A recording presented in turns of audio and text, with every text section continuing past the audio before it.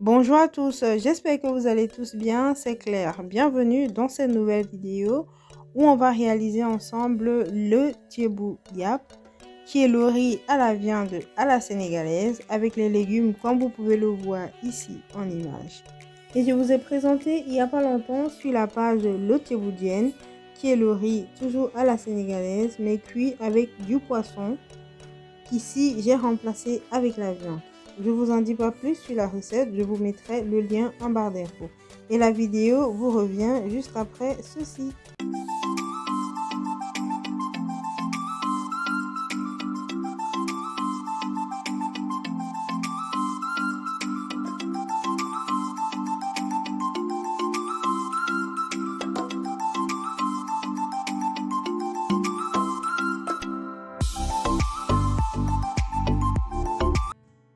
C'est une recette assez simple à réaliser, mais tellement bon.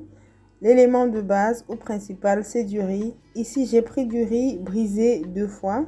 Mais vous pouvez bien évidemment réaliser la recette avec du riz normal, donc pas cassé, je veux dire.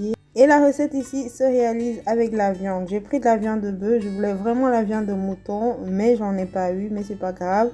On va utiliser la viande de bœuf ici. Et pour réaliser le nachos, on aura besoin ici de persil et de coriandre. C'est les deux ensemble. On aura besoin d'oignons verts, d'oignons rouges, donc oignons rouges et blancs, du poivron, du piment vert facultatif ainsi que de l'ail. Et pour les légumes et autres, on aura l'aubergine, le chou blanc, la courgette, l'aubergine africaine si vous voulez, des carottes, du gombo facultatif, du piment aussi facultatif, du manioc que j'ai pas montré et du citron. En outre, on aura de l'huile et du concentré de tomate.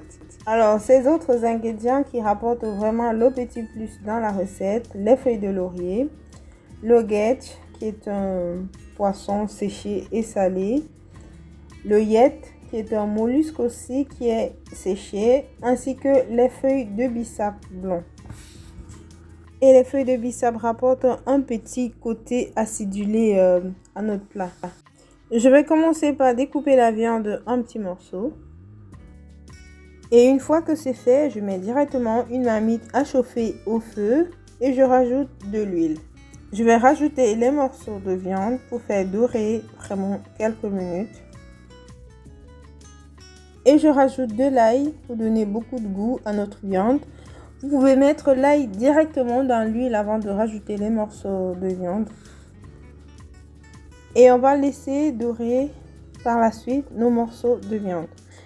Idéalement le faire avec du mouton ou de l'agneau, mais je n'en avais pas comme je vous ai dit en début de vidéo. Voilà pourquoi j'ai pris de la viande de bœuf.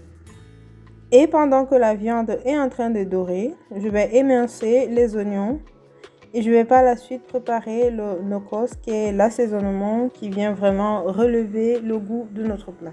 Et pour cela, j'aurai besoin du persil et de la coriandre ici, ainsi que de l'oignon vert et le reste d'oignons blancs et rouges que je vous avais présenté en début de vidéo. Vous rajoutez du piment, mais c'est vraiment facultatif, ainsi que de l'ail. Et pour terminer, on va rajouter les poivrons. Vous allez juste nettoyer et les découper par la suite. Et tout ceci, on va venir hacher. Si vous n'avez pas de hachoir, vous pouvez simplement utiliser votre pied à écraser pour le faire. Et voilà, notre viande a déjà une très belle couleur. On peut retirer. Ici, moi, je retire avant de rajouter les oignons. Mais il faut dire que vous pouvez rajouter directement les oignons dans la viande, mais je préfère faire séparément parce que je veux donner une très belle couleur à mon riz et pour cela je dois bien griller les oignons pour les rendre vraiment un peu marron quoi. Maintenant je vais m'occuper de bien faire dorer mes oignons et je rajoute le yet qui vient vraiment diffuser son parfum dans l'huile. Allez, laissez vos oignons vraiment avoir une très belle couleur marron. Et ça permet vraiment de définir la couleur définitive qu'aura votre riz. Du coup, si vous ne voulez pas un riz qui soit vraiment marron, allez, vous pouvez vous passer de cette étape-ci. Vous pouvez simplement faire ramollir vos oignons et continuer le reste de la recette. Et par la suite, je rajoute les feuilles de laurier et le concentré de tomates. Toutes les quantités, retrouvez-les en barre d'informations. Et pendant ce temps, je vais directement m'attaquer au no-cost. J'avais tout apprêté tantôt, mais j'avais pas haché. J'ai simplement pris le hachoir ici et il fait le reste. Et voilà nos oignons et nos tomates. On a une très belle couleur. Vous pouvez le voir à la couleur de l'huile. C'est ça qui donnera vraiment cette belle couleur à votre riz.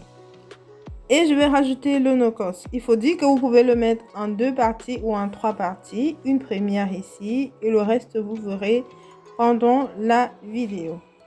Je rajoute par la suite du sel. Et là, je peux rajouter mes morceaux de viande que je vais laisser bien cuire cette fois-ci. Vous laissez bien mijoter et par la suite, vous rajoutez les poivres ou les épices que vous avez. Il faut dire que lorsque je présentais la liste des ingrédients, j'ai oublié de mentionner les épices. Ici, c'est le poivre de Penja, distribué par Penja Pills. Je vous mettrai le lien en barre d'infos si vous voulez commander. C'est un poivre de qualité. Pour ceux qui ne savent pas, c'est l'un des meilleurs, sinon le meilleur poivre au monde. Et pour la recette ici, j'ai bien mis du poivre noir et blanc, dans les deux ensemble. Et si vous n'avez pas le noir, parce que je sais que les gens achètent plus facilement le poivre blanc que le noir, vous mettez ce que vous avez. Et là, maintenant qu'on a bien laissé mijoter la viande, on va rajouter de l'eau pour la cuisson. Et pendant que la viande cuit, je vais m'occuper des légumes. Ici, je commence par les choux. Simplement les découper. Et le reste des légumes, je découpe à tour de rôle. Il faut noter que j'ai tout lavé au préalable. Donc, les 2 sortes d'aubergines. Ici, la courgette. Je découpe tout. Vous donnez la forme que vous voulez. Et je termine avec les carottes. Et pendant ce temps, mon bouillon et la viande sont au feu. Il faut dire que le temps de cuisson de la viande dépend de la viande que vous aurez choisie. Allez, si vous prenez l'agneau par exemple, ça cuirait beaucoup plus vite que si vous prenez la chèvre ou encore le mouton. Donc, contrôlez le temps de cuisson de votre viande. Et là, je rajoute directement les légumes en commençant bien évidemment par les légumes qui mettent beaucoup plus de temps à cuire au feu, comme la carotte, les choux et le manioc. Et là, je vais rajouter le gedj et les feuilles de bissap. J'aurais pu les mettre bien plus tôt, pendant que j'étais en train de cuire le bouillon et la viande, mais ça aurait le temps de se diffuser dans le bouillon, même à cette étape. Et je rajoute également le piment pour bien parfumer notre plat. Le reste des légumes, je mettrai par la suite. Vu que j'ai pas une grande marmite ici, je vais retirer la viande vu que c'est cuit. Ainsi, je termine la cuisson des légumes en rajoutant les légumes qui mettent beaucoup moins de temps au feu à cuire. Donc là, je rajoute la courgette, les aubergines et le gombo. Pendant que les légumes cuisent, je vais m'occuper du riz. Je vais le laver ici en 3 fois pour retirer le maximum d'amidon qu'il y a. Et je vais par la suite retirer le maximum d'eau. Et je vais utiliser ici mon cuiseur vapeur pour pré-cuire le riz. Vu que j'ai pas de couscoussière, donc j'ai simplement chauffé de l'eau ici. Et je vais rajouter par-dessus un torchon propre que j'utilise en cuisine. Et je vais y verser le riz.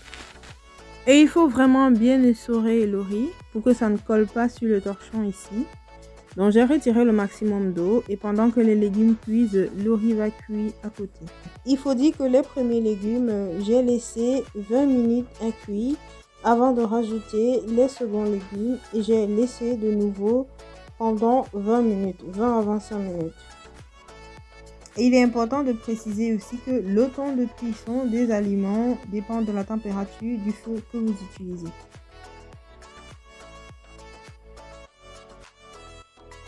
Je retire tous les légumes du feu. J'ai coupé le feu. Vous pouvez simplement laisser à feu très moyen.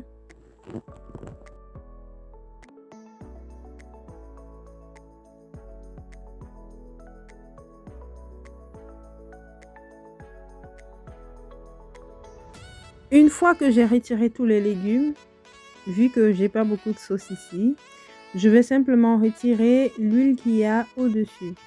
Par contre, si vous avez mis beaucoup d'eau, pour ne pas prendre de risque de faire trop cuit votre riz, retirez une certaine quantité d'eau. Et là, il y a une ou deux étapes que j'ai pas filmées. Il faut de nouveau saler votre jus et rajouter le reste de Nakos. Ça, j'ai oublié. Une fois que vous avez rajouté, vous mélangez bien et à ce moment, vous pouvez rajouter le riz. Ici, vu que j'ai cuit la viande pendant longtemps, donc ça m'a pris quand même assez de jus d'eau que j'avais mis, si vous voulez. Donc, lorsqu'on retire les légumes, habituellement, il y a une partie du jus une partie qui va avec les légumes. Donc, à ce moment, vous rajoutez ce jus dans le riz pour la cuisson. Et ici, pour ce plat, justement, j'avais pas assez de jus, donc j'ai dû rajouter de l'eau pour terminer la cuisson, même si le riz a été pré-cuit au préalable. Et là, je dois rajouter de l'eau pour terminer la cuisson. Et faites pareil lorsque vous cuisez. Contrôlez la cuisson et rajoutez de l'eau s'il faut. Idéalement, faire en petite quantité pour éviter que le riz ne cuise de trop. Et voilà, on obtient une très belle couleur de riz qui se détache très bien. Et lorsque vous retirez les légumes, ouvrez-les de préférence pour les garder bien chauds. Et là, nous avons terminé la cuisson de notre plat. On va simplement le dresser pour manger. Et le dressage, c'est vraiment selon que vous voulez. Vous mettez le riz, par la suite, vous mettez la viande et les différents légumes. Ici, j'ai vraiment chargé le plat de légumes parce que voilà, je voulais manger beaucoup de légumes. Mais vous pouvez en mettre moins dans votre plat, c'est vraiment comme vous voulez. On arrive tout doucement vers la fin de la vidéo et si vous avez regardé la vidéo jusqu'ici, je vous dis merci. Si c'est la première fois que vous regardez une de mes vidéos, moi c'est Claire et ici je vous propose la cuisine camerounaise et d'ailleurs ainsi que des petites pâtisseries pour le plaisir des enfants et également des adultes. Si vous n'êtes pas encore abonné à la chaîne, je vous invite à le faire pour ne manquer aucune de nos publications. À savoir qu'on publie en moyenne une ou deux vidéos par semaine. Et n'hésitez pas également à activer la cloche de notification pour ne manquer aucune de nos vidéos. Et si vous avez aimé la vidéo, n'hésitez pas à nous le dire en commentaire ou simplement en mettant un like sur la vidéo. Et je vous dis à très bientôt dans une nouvelle vidéo. Et d'ici là, portez-vous très bien.